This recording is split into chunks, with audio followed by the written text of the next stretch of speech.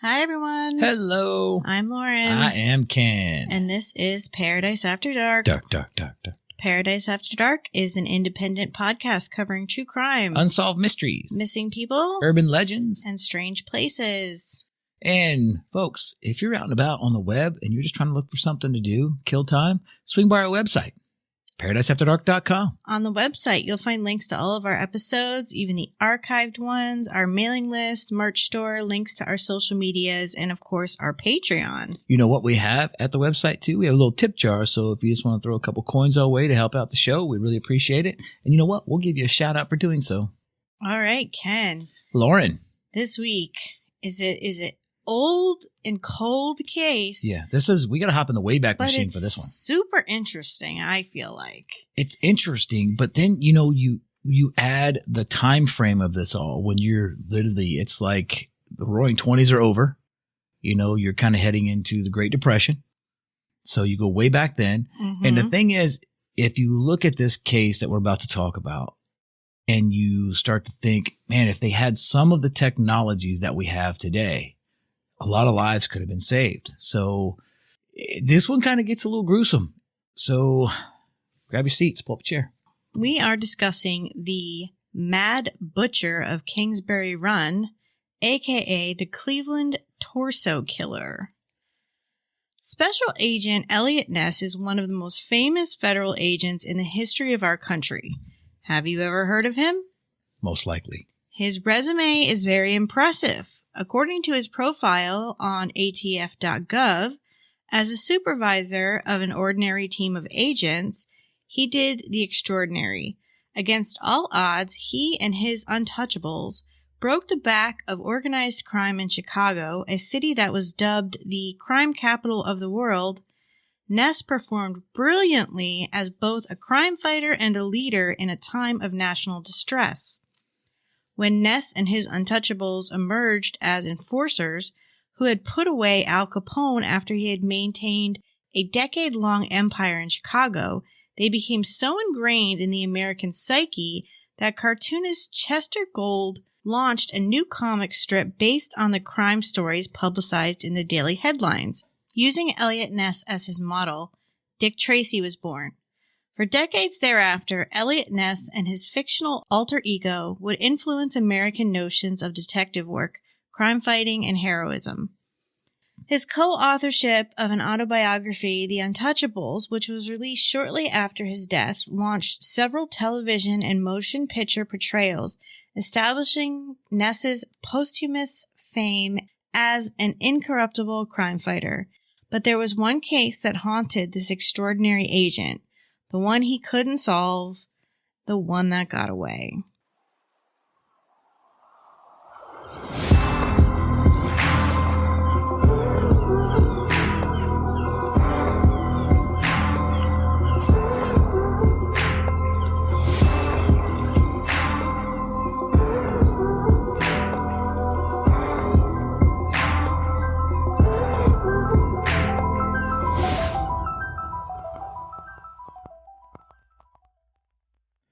The Cleveland Torso Murderer, also known as the Mad Butcher of Kingsbury Run, terrorized the Cleveland, Ohio area from 1935 to 1938.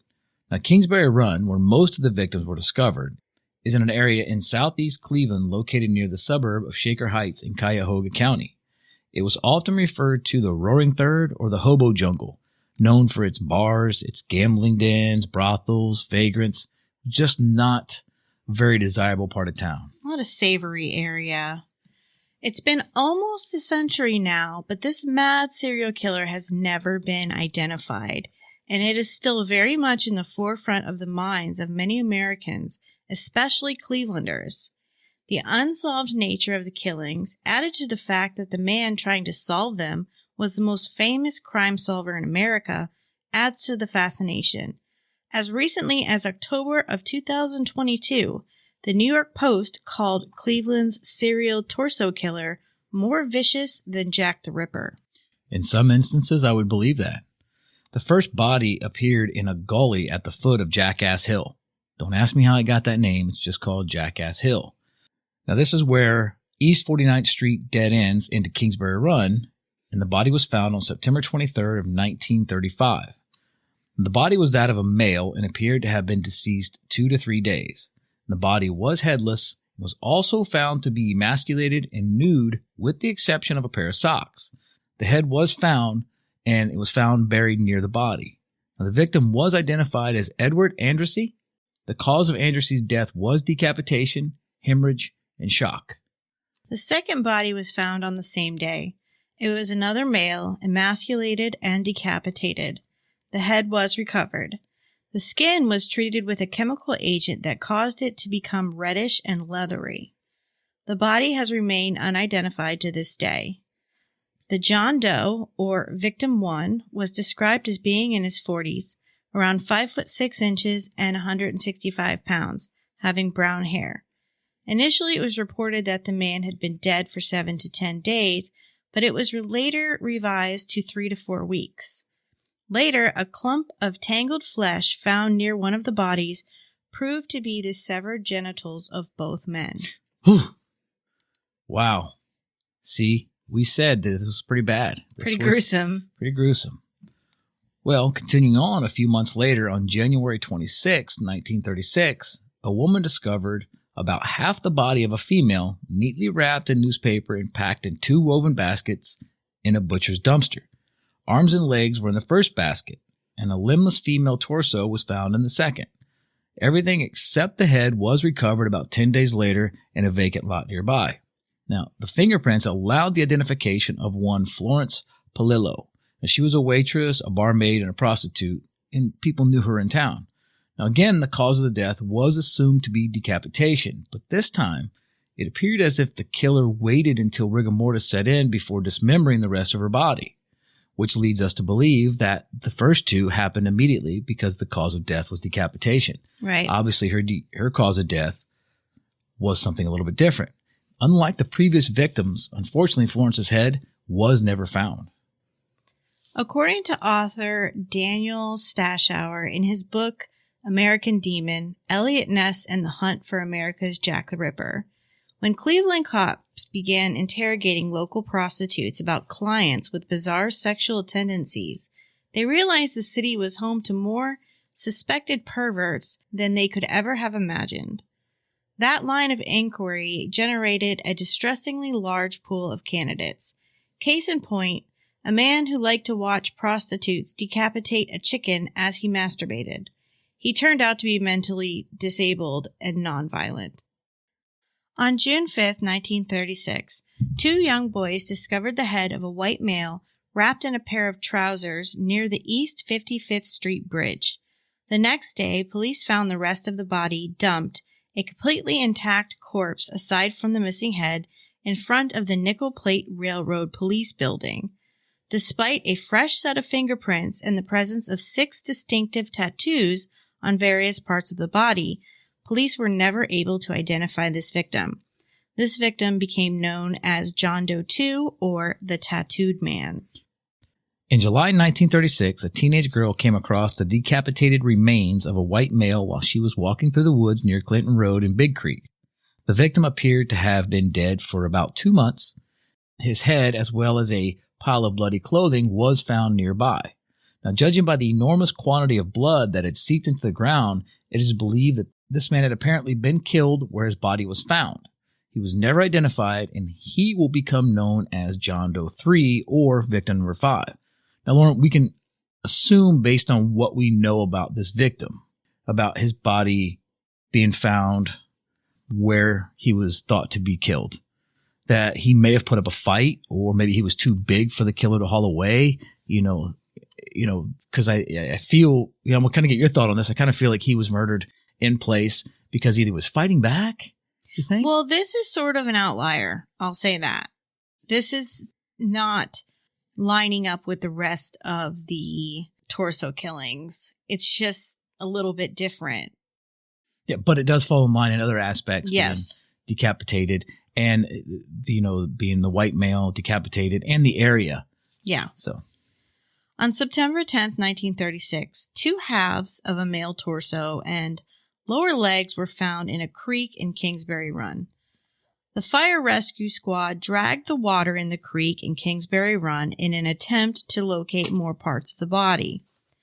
The number of onlookers that turned out to watch the grim spectacle was estimated at over 600, and the killer may well have been among them. The head was never found, and the body was never identified. The victim's kidneys and stomach were cut out, and he was emasculated as well. This victim was John Doe 4, or victim number 6. Victim number 6 was in his late 20s, and his cause of death, yet again, was decapitation. Cuyahoga County Coroner A.J. Pierce noted that the lack of hesitation marks in the cutting of the body indicated a strong, confident killer, very familiar with the human anatomy. The victim died instantly when his head was cut off in one bold, clean stroke. In looking into this, Lauren, and I'm sure you'll agree that with the tools of the time, for there to be such precision, one would have to assume that the coroner's statement was correct, that the killer would have to be skillful. Right. I agree. Let's take a quick break. We'll be back in a minute.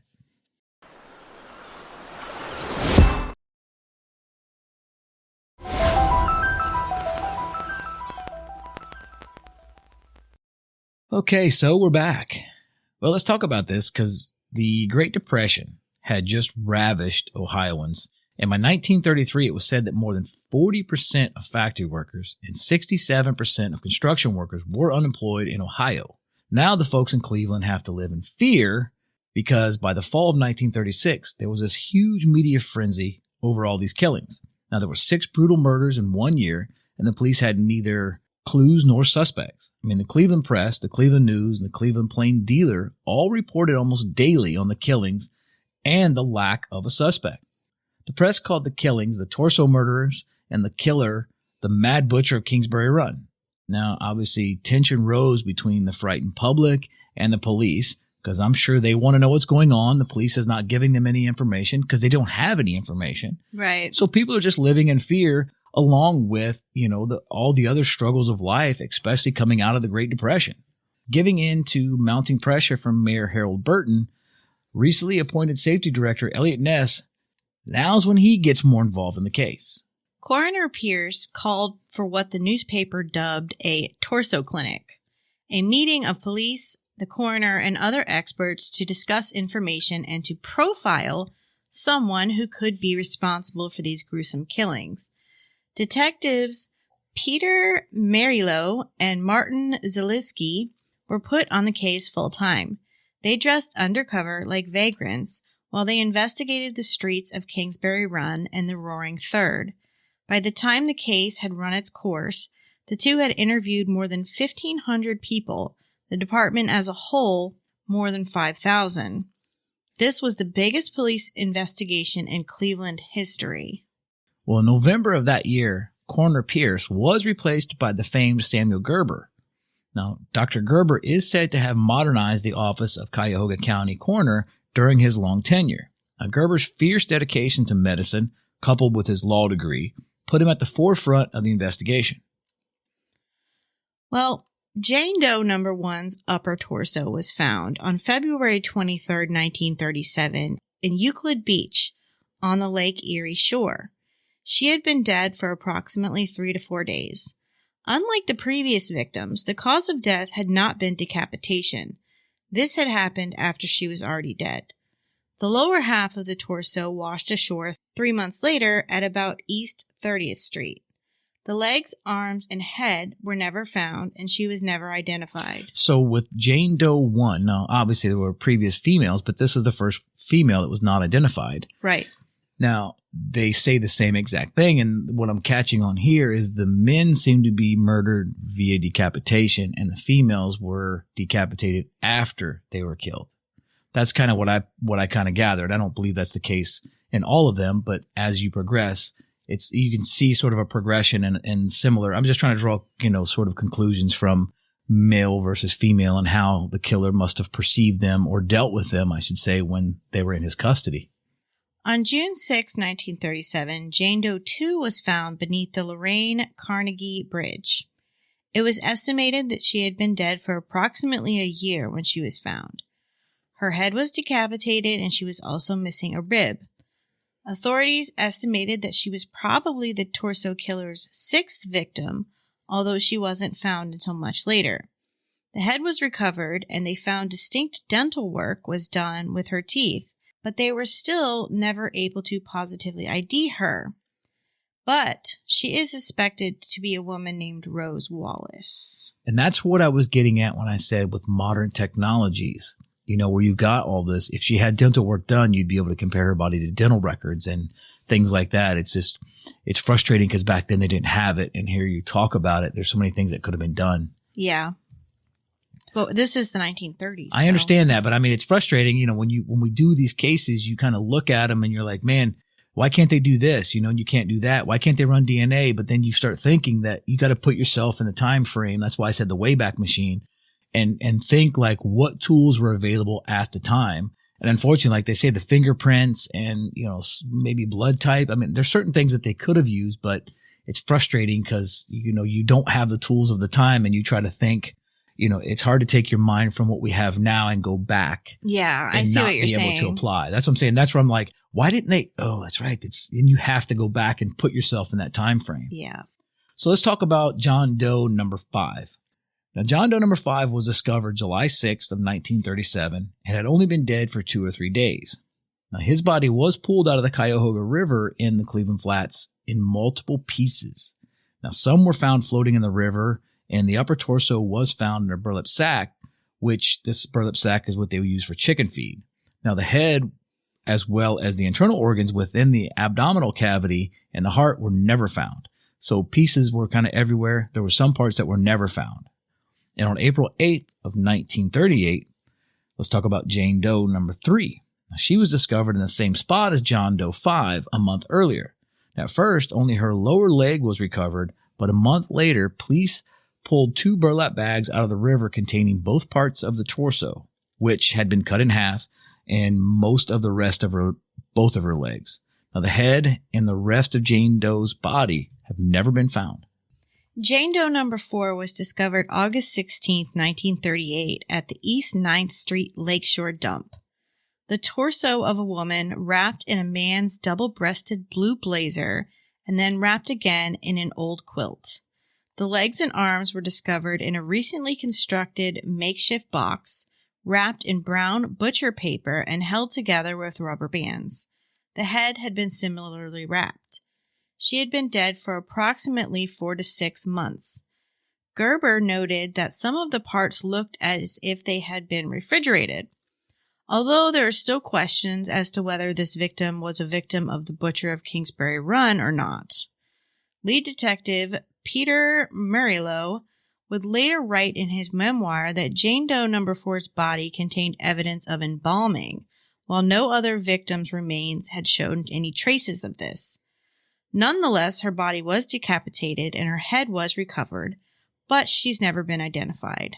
Well, the same day that Jane Doe 4 was discovered, John Doe number 6 was also found at a lakeshore dump near East 9th Street. He had been dead for approximately 7 to 9 months.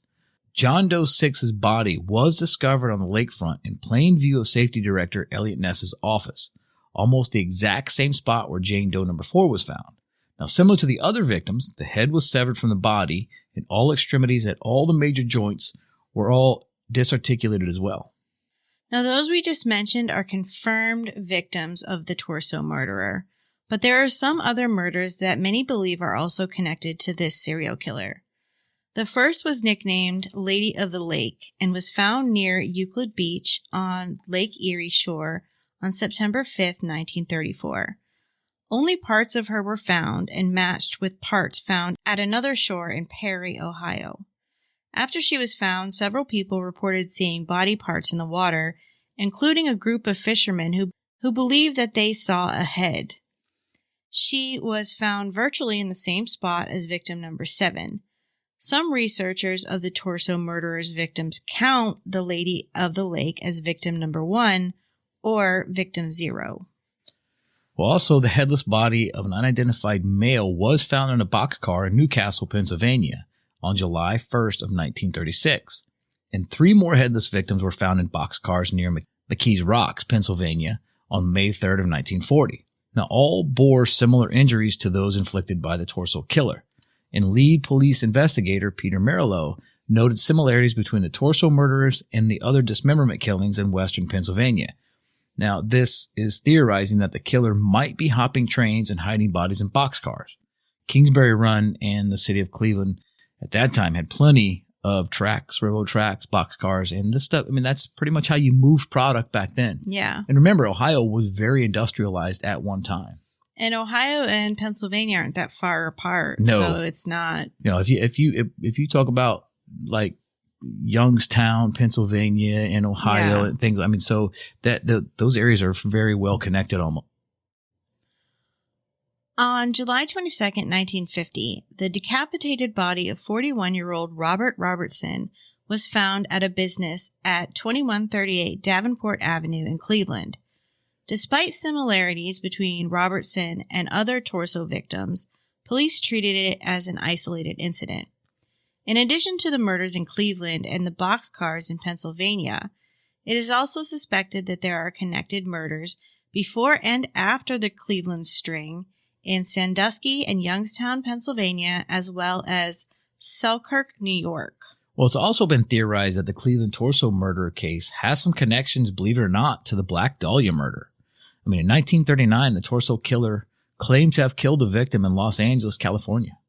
Well, on August 18th, 1938, at 12:40 a.m., Elliot Ness and a group of 35 police officers and detectives raided the homeless encampments in Kingsbury Run.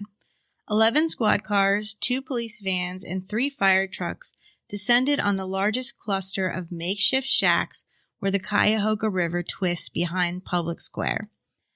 Ness's raiders worked their way south through the run, eventually gathering up 63 men. At dawn, police and firemen searched the deserted shanties for clues.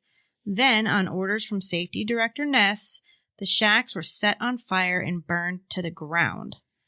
The press severely criticized Ness for his actions, and critics said the raid would do nothing to solve the murders, and they were right. Well, and to some extent, but also if you look at the time frame of the torso murderers, once that the shanty town was burnt down, not another killing happened. You are correct on that. So, and again, keep this also in mind, it may have done nothing to solve the case, but it may have saved all the lives of these people who were living there. I mean, it was thought that it was one of the places where the killer had hunted his prey. Yeah. You know, critics of Ness aside, authorities interrogated 9,100 people during the investigation to attempt to locate or identify the torso murderer. I mean, the case became, like Lauren said earlier, the biggest police investigation in Cleveland's history.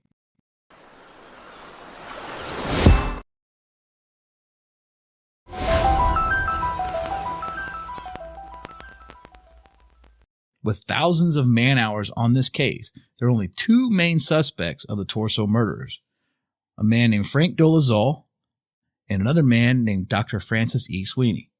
And on August 24th of 1939, County Sheriff Martin O'Donnell arrested 52-year-old Bohemian bricklayer Frank Dolezal. Now, he arrested him for the murder of Florence Polillo. Now, she was the 3rd torso victim that was found in Cleveland.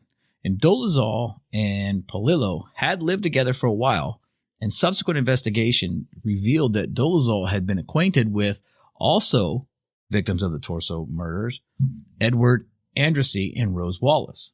Now, Dolezal confessed to the crimes. Now, this was after an intense interrogation. If you look into this, it was a brutal interrogation. Yeah, I think it was something like 16 hours. Yeah, I mean, however long it was. I mean, as the police began to investigate, they did learn that his confession was a little shady. I mean, they found that they really had no case against Dolezal.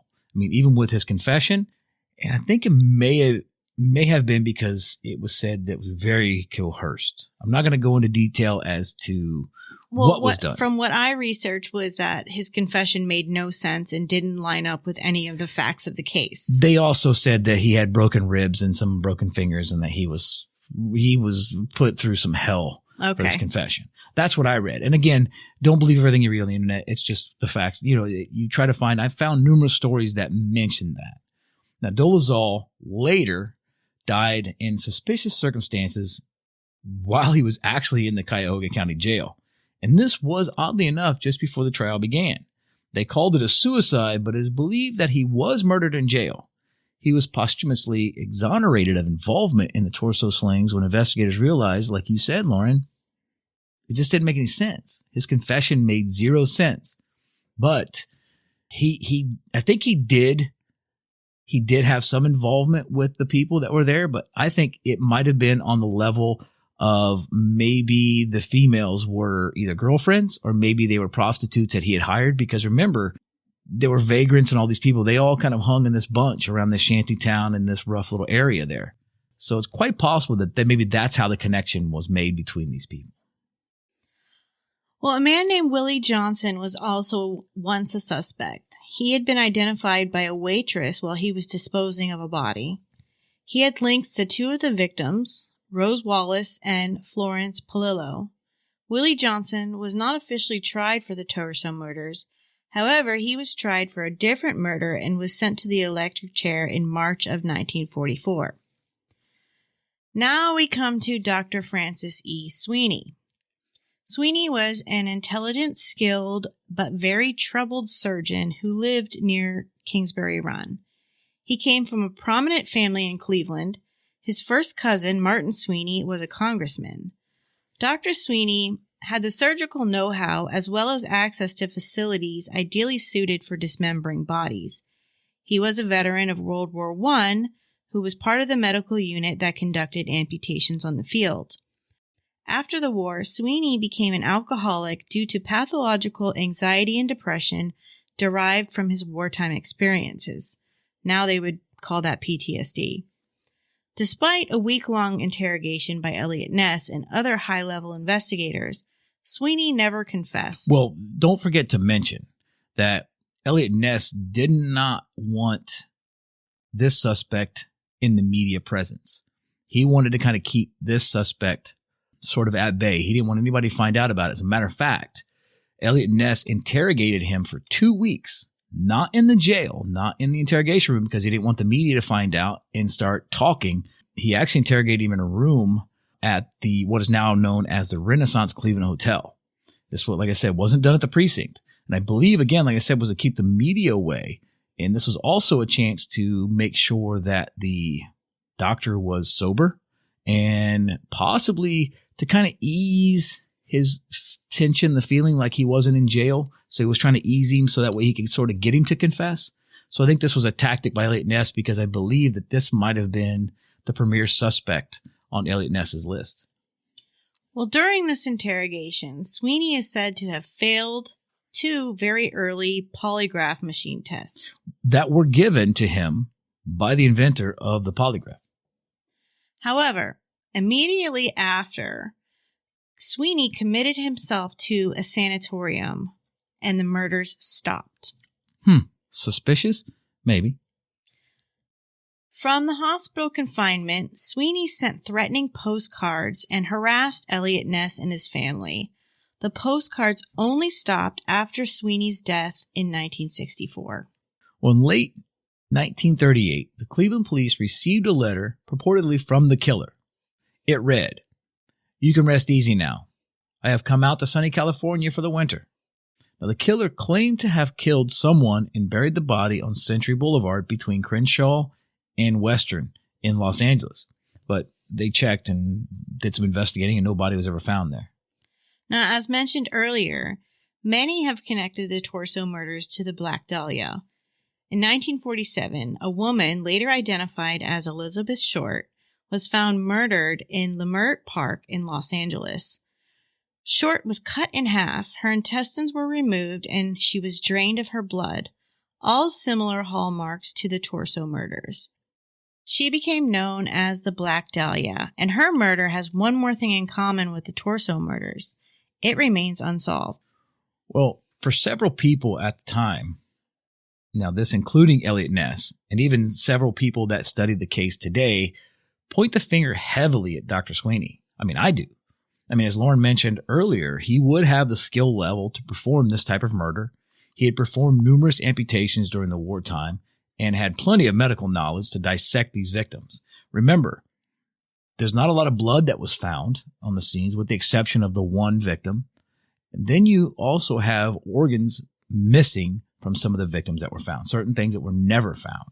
Now, he was healthy, and obviously he was strong enough to be able to move the bodies, because you have to, wherever he murdered them, because again, you have no signs. There's only one victim that was found to be possibly murdered in the place that he was found. Yeah. So obviously you got to be strong enough and healthy enough to move these bodies, assuming he's a lone suspect. Now, according to the BuzzFeed Unsolved Network, a man named David Cowles, now he is with the Scientific Identification Bureau. Now, he was interviewed in 1983 by the Cleveland Police Historical Society. He mentioned that Sweeney may have had some sort of agreement to the undertaker of the funeral home that was operating within the same building that he practiced. So why would Sweeney do this? I mean, why would he be the killer if in fact it was Sweeney? Now, one thing to keep in mind here is, remember, one victim they said they found embalming fluid. Now, if he's working next to and has access to, let's say, the morgue where the undertaker's area is, he could drain the blood, right? So you have a place for the blood to go. You have a place to perform all this where it doesn't look like anything is going on. What are you doing here? Well, I'm performing an autopsy. Right. This is what so this definitely points heavily at Sweeney, and the fact that when Sweeney died, the letter stopped. When all this stuff went down and he was not arrested, but taken into custody by Elliot Ness. He had himself committed to a mental hospital. Well, once he was released from being interrogated by Elliot Ness. Yes. So, I mean, was he doing this to like further his medical, like medical work? So was he trying to, maybe he was finding victims that he figured people didn't care about, that were just like, because they were in these wretched areas, they were homeless, they were vagrants, prostitutes, people wouldn't care about them. So he was taking them and performing these medical things on them to try to advance medicine. It's hard to tell. I don't know. You hear those stories about certain doctors, especially, again, I'm trying to put myself in the time frame. I mean, you figure some of the medicines and the medical practices, it's possible that Dr. Sweeney was involved in trying to advance medicine, but maybe he was trying to also advance his fascination with murder too. So, I mean, it's almost like a Dexter scenario, really. I mean, because you're all these things are happening, and it's like he's covering everything up so perfectly. Not necessarily Dr. Sweeney, but the murderer. I'm not pointing a finger at him. I'm just saying that everything points at him to where you almost have to think of it. Well, this story of the Cleveland torso murderer has been the subject of movies, TV shows, graphic novels. They do tours. There's numerous books about it. So obviously this in the Cleveland area is a very popular topic, as Lauren mentioned earlier. And it's funny because I actually reached out to my cousin. I have several family members that live in Cleveland on the west side, which there is a big difference between the east side and the west side. If you don't know, if you know, you know. If you don't, you don't. I have no idea. And my cousin had never heard of this. Really? Yeah. Neither had my mom, and my mom's from Cleveland. So. Well, I'm assuming if you're on the other side of Cleveland. I think if you're on the east side of Cleveland, you probably have heard about it. Exactly. Well, Elliot Ness died at age 54 in 1957. He was broke and broken. The man who was once the nation's top prohibition agent developed a serious drinking problem of his own. His otherwise successful career in Cleveland withered gradually. First, he fell out of favor after he had the city's largest shanty towns evacuated and burned to the ground. Cleveland critics targeted his divorce, his high-profile social drinking, and his conduct in a car accident one night when he was driving drunk. Ness, fearful that he might lose his job, tried to get the accident covered up. Later, his involvement in the accident was revealed by a local newspaper, and calls for his resignation increased. But he kept his job until 1942, when he moved to Washington to work for the federal government. In 1944, he left to become chairman of the Diebold Corporation, a security company based in Ohio. In 1947, he ran unsuccessfully for mayor of Cleveland. He left Diebold in 1951 and began to take odd jobs to make ends meet, including a bookstore clerk, a wholesaler of electronic parts, and frozen hamburger patties. In later years, Ness struggled financially. He was nearly penniless at the time of his death, with his role in bringing down Al Capone having been largely forgotten. 6 months after his death, his memoir, The Untouchables, was published and became the basis for a television show a year later. Ness has remained a pop culture icon ever since. 40 years after his death, Ness was given a funeral with full police honors in Cleveland, and his ashes were scattered at Lakeview Cemetery on the city's east side, not far from Kingsbury Run, where the Mad Butcher left his trail of body parts. Yeah, Elliot Ness, I think what ruined him was this particular case. I think sometimes you hear about these detectives or investigators that go heavy into a case, and when it goes unsolved, I wish I had a good example, but I mean, it's like that. I can't think of his name in the movie Zodiac. The Jake Gyllenhaal's character becomes obsessed with solving the Zodiac case. There's another movie. These are fictional movies, obviously, but there's another movie about the Black Dahlia, and there's a detective that becomes obsessed with solving that case. And I think in some situations, I mean, if you look at some of the stuff that even podcasters get involved in and look at these cases, it's like it grabs you.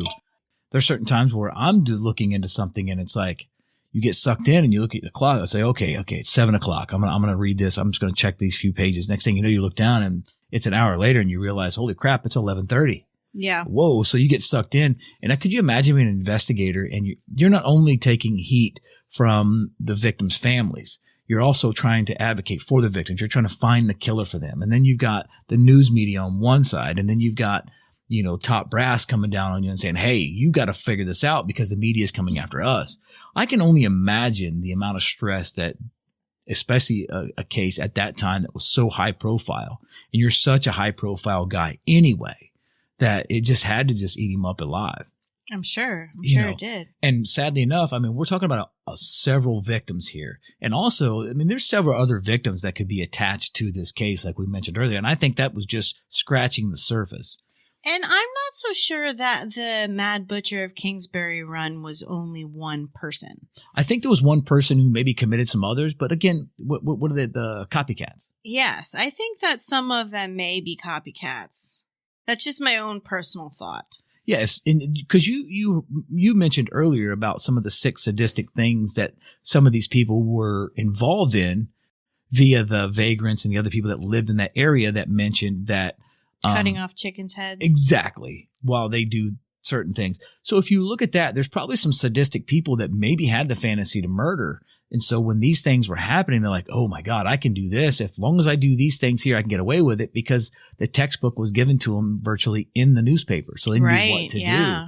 And I'm sure there was some holdback information along the cases, but probably not so much back then because they were trying to give them, they wanted help back then. There was like, they just wanted to find the guy. So it's kind of tough. It's just sad because you have so many different victims. And regardless of, again, whether they were vagrants or whether they were sex workers or what their situation was, they never had a chance to get any better because this sick bastard, murdered them in a very sick, sadistic way. And I can only hope at that time that they were murdered instantaneously and then whatever was performed, as opposed to think that maybe they had to suffer some medical torture through some sick bastard. Yeah. So is there anything else you want to add? This case, Lauren? I mean, that's it. It's a pretty gruesome one. And yeah. I think are you going to post some pictures online? I do. Do you want to post them on social media? I have some. There's some that are really gruesome that I'm not going to post. Yeah. I don't want to get kicked off of the social medias, but we do have some photos. Some of those might be on Patreon. Yeah. Oh yeah. We could put them on Patreon. The gruesome ones. I think our patrons might be into that. I don't know. Maybe not. Who knows? But anyway, we'll put the information out there. So I guess that's going to be it for tonight, Lauren. Yep. If you would like to support our show and get some extra content and early and ad-free episodes, go ahead and subscribe to our Patreon at patreon.com/Palmahawk Media. That's PALMAHAWK Media. And check out our website for links to all of our social media, our merch store, and much, much more. And please make sure to subscribe to the show on whatever platform you're listening and rate and review us. This really, really, really, really helps us branch out and reach a wider audience. And we want to thank everyone because we are approaching our 5-year anniversary. We are. So, and it's all because of you guys. And we want to thank you very much for listening. 5 years. Yeah. Thanks very much for listening. To Paradise After Dark. Dark, dark, dark, dark.